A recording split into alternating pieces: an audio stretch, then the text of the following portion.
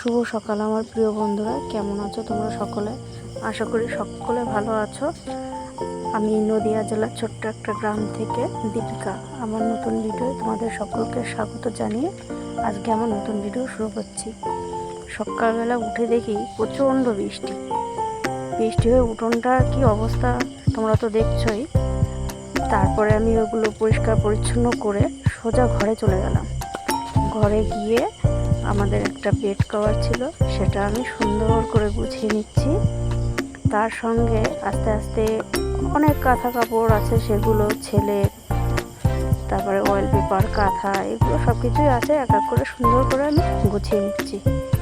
কাঁথাটা গোছানোর পরে আমি আমার ছেলের অয়েল পেপারটা, ছোট্ট একটা কাঁথা, বালিশ, এগুলো সুন্দর করে এক এক করে আমি গুছিয়ে নিচ্ছি।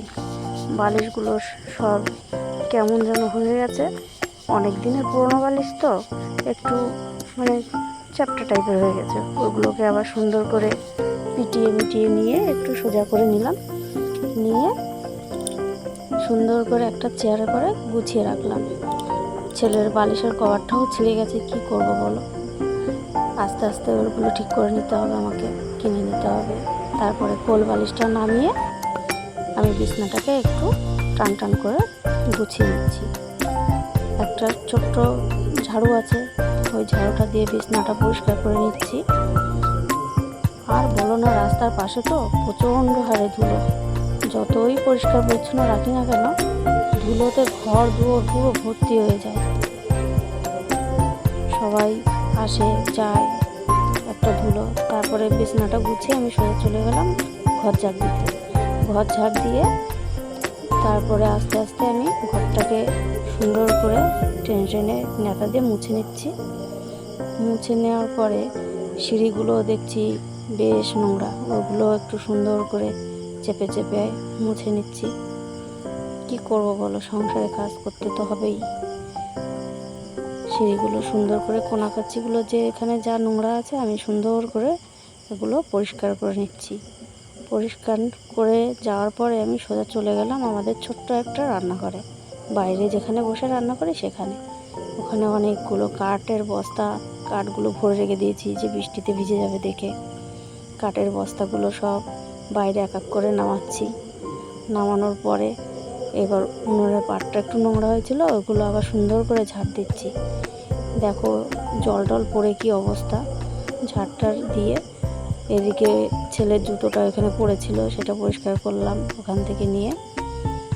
তারপরে ওখানে নোংরা ছিল কিছুটা, আমি আবার ঝাড় দিয়ে বাইরে ফেলে দিচ্ছি।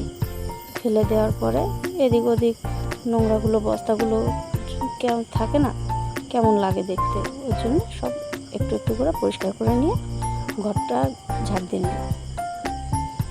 দিয়ে নিয়ে এবার সোজা চলে এসেছি একটু মগে জল নিয়ে আর একটু মাটি নিয়ে রান্নাঘরটা সুন্দর করে একটু লেপা মোছা করার জন্য। উনুনটাকে সুন্দর করে লেপেছি। আর জানো তো বন্ধুরা, আমি এই উনুনটা আমি নিজের হাতে করেছি, করে নিয়ে এখন রান্না করি। বেশ অল্প কাঠে সুন্দর রান্না হয়, ওর জন্যে এটাকে ভাঙতে কেমন লাগে, তাই সবসময় লেপে মুছে রেখে দিই, যাতে গ্যাসটা পুড়িয়ে গেলে পরে ওখানে রান্না করতে পারি। আমি আর আমার হাজব্যান্ড গিয়ে সেই পুকুর থেকে মাটি কেটে নিয়ে এসে তারপরে উনুনটা খুব কষ্ট করে বানিয়েছি, তো ওর জন্য সবসময় লেপা মোছা করে আমি সুন্দর করে পরিষ্কার পরিচ্ছন্ন করে রেখে দিই। তারপর আমি সোজা চলে গেলাম, লেপতে বাইরের দিকে চলে আসলাম। আসার পরে তো অনেক বাসন টাসন কলতলায়, সংসারে কাজ তো আর একটুখানি না যে তাড়াতাড়ি শেষ হয়ে যাবে, অনেকটাই কাজ। আস্তে আস্তে লেপা মোছা করে নিলাম, করে নিয়ে আমি আস্তে আস্তে সোজা কলতলায় চলে যাব। কলতলায় তো কত বাসনগুলো আস্তে আস্তে আমি ওগুলো মেজে নিচ্ছি। মেজে নিয়ে সেগুলো আবার মেয়ের সঙ্গে আবার কথাও বলছি বাসন মাজতে। তারপরে আমাদের মধ্যে একটা ছোট্ট অনুষ্ঠান হয়, গঙ্গায় লবণ চিনি দিতে হয় আমাদের এই চৈত্র মাসে। আর তোমাদের মধ্যে কে কে এই চৈত্র মাসে গঙ্গায় লবণ চিনি আম বাড়ায়, আমাকে অবশ্যই কমেন্ট করে জানাবে। আমাদের ভিতরে এই চৈত্র মাসের গঙ্গায় লবণ চিনি দেয়, তাই আমি আবার পুজোর জন্য সব কিছু গুছিয়ে নিয়ে গঙ্গায় লবণ চিনি দিতে গেছি। সব কিছু কমপ্লিট করে জলের ভেতরে গিয়ে আমি সেখানে জলে ওই লবণ চিনি আম জলে ভাসাবো। জলে ভাসিয়ে 3 বার উলু দেওয়ার পরে আমাদের ওইটা একটু জলে ভাসিয়ে দিয়ে ওখান থেকে আবার একটা ডুবও দিতে হয়। আবার ডুব দিতে দিতে দেখি বরমশাই আর আমার ছেলে দেখি সিঁড়ি বেয়ে নিচে নামছে। আমি আবার কি করব, তাড়াতাড়ি করে পুজোটা সেরে একটা ডুব দিয়ে ওখান থেকে আবার উঠেও আসলাম। উঠে আস্তে আস্তে আবার বরের সঙ্গে আবার একটু কথাও বলছি। আর এদিকে ঘরের পেছনে মন্দিরে গিয়ে আমি আবার এইসব নাচটা যেগুলো আবার একটু দেখালাম তোমাদের কেমন লাগে। আমাদের এখানে তো এরকম হয়। আর শিব পার্বতী এখন পাড়ায় বেরোবে। আর ও যে দেখছো তো আমাদের একটা সিংহমশাই, মুখে কোনো মুখোশ নেই, গায়ে শুধু জামা পরে সিংহমশাই এই শিবগৌরীর সঙ্গে পাড়ায় বেরোবে।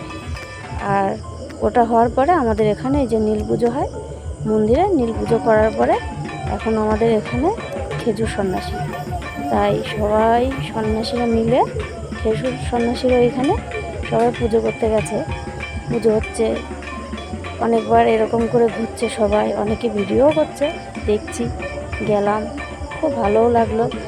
অনেকক্ষণ ধরে ঘোরাফেরা করে নিয়ে তারপরে সব সন্ন্যাসীরা দেখি গাছে উঠবে একটু পরে। সবাই ওই যে স্নান করে খেজুর গাছ তলায় সবাই জল দেবে, ধূপকাঠি মোমবাতি ফুল দিয়ে বাতাসা দিয়ে ওইখানে পুজো করবে। পুজো করার পরে সেসব বাতাসাগুলো নিয়ে সন্ন্যাসীরা সব ওপরে যাবে, তো ওই কারণে সবাই অল্প অল্প করে বাতাসা নিয়ে এসে পুজো দেয়। দিয়ে ওটা একটা প্যাকেটের ভেতর করে সুন্দর করে গুছিয়ে ওরা সেই শালু কাপড়ের ভেতরে নিয়ে ওপরে গাছের ওপরে ওঠে, ওখান থেকে বাতাসাগুলো দেয়। আবার দেখো তোমাদের দেখাচ্ছি, ওরা এবার কি সুন্দর করে গাছে উঠে যায়, উঠে গিয়ে সেই পাতা কি সুন্দর করে নাচ করে। আর এইদিকে হচ্ছে খেজুর গাছগুলো পাতাগুলো কেমন যেন করে। আর বন্ধুরা এরকম পুজো তোমাদের ওখানে কেমন হয় জানি না, যেই আমার যেখান থেকে ভিডিওটা দেখো না কেন অবশ্যই একটা সাবস্ক্রাইব, একটা লাইক, কমেন্ট করে আমাকে অবশ্যই জানাবে যে আমাদের এখানে সন্ন্যাসী এরকম হয়, তোমাদের ওখানকার সন্ন্যাসীরা কেমন করে খেজুর সন্ন্যাসী করে, অবশ্যই আমাকে কমেন্ট করে জানিয়ে। আর দেখো বন্ধুরা, ওই যে এখনও ওদের ঘোরা শেষ হয়নি, ওরা মনে হয় 21 পাক বা 51 পাক এরকম করে ঘুরছে। অবশ্য ওদের কাছে শোনা হয়নি, মনে হচ্ছে ওরকম 21 পাক ঘুরছে। ঘুরতে ঘুরতে অনেকেই ওখান থেকে আস্তে আস্তে করে সরে যাচ্ছে, এখন মনে হয় গাছে উঠবে। তাও একটু লেট হয়েছিল, একটু গাছে উঠবে। আর ঢাকি বাবুরা সবাই ঢাক বাজাচ্ছে, কেউ কাঁসর বাজাচ্ছে, উলুধ্বনি দেয় সবাই, দিয়ে গাছটাকে সুন্দর করে ওই যে সবাই পুজো করছে। এবার সবাই আস্তে আস্তে গাছে উঠবে। গাছে উঠে তোমাদের দেখাবে যে কেমন করে ওরা গাছে ওঠে। গাছে ওঠাটা অবশ্য মনে হয় আমি তুলতে পারিনি, কিন্তু ওরা যখন কাটার ভেতরে নাচ করছিল সেটা দেখা হয়েছিল। আমাদের এখানকার সন্ন্যাসীরা এরকম করে আমাদের একটুখানি বাড়ির থেকে একটুখানি দূরে হচ্ছে তোমার হয়, মানে চড়ক ঘোরানো হয়। ওই দেখো বন্ধুরা সবাই, ও দেখো গাছ থেকে উঠছে এক এক করে, ও দেখো, দেখেছ? আমাদের এখান থেকে না অনেকটা দূর না, মানে 5-7 মিনিটের রাস্তা, সেখানে তো চড়ক ঘোরানো হয়। এই খেজুর সন্ন্যাসী আজকে সকালবেলা হয়ে যাওয়ার পরে এবার চড়ক ঘোরাবে। আমার চড়ক একটু কেমন লাগে, ওই জন্য আমি আর যাইনি আজকে, আমার ভালো লাগছিল না, শরীরটা একটু খারাপ লাগছিলো, ওর জন্য আমি সেখানে আর যাইনি। আমি বাড়ি আছি, এখন একটু সেদ্ধ ভাত করছি। আর আমাদের সেই আগের শনিবার থেকে এই শনিবার পর্যন্ত, শনিবার তো গেলই, আজকে 11 দিন পর্যন্ত আমাদের এখানে মানে নিরামিষ খাওয়া হচ্ছে। আজকে মঙ্গলবার, আজকে আমাদের এখানে আবার শীতলা মায়ের পুজো হলো, পুজো করে নিয়ে ওর জন্য আমাদের এই শীতল পান্তাটা করে খায়। আগের দিন রান্না করে পরের দিন জল ঢেলে পান্তা ভাত খায়। আর ওই যে দেখো বন্ধুরা, ওপরে উঠে সন্ন্যাসীরা কেমন করে ওই যে দেখছো না খেজুর গাছে কাটা ভাঙছে, ভাঙার পরে ওই যে ওপরে উঠে ওরা মানে কাটার উপরে কেমন করে লাফাচ্ছে। দেখো ঠাকুর আছে মাথার পরে, ওই জন্যে মনে হয় ওদের কাটাটা গায়ে ফোটে না। এই যে আজকে আমাদের এখানে শেষ।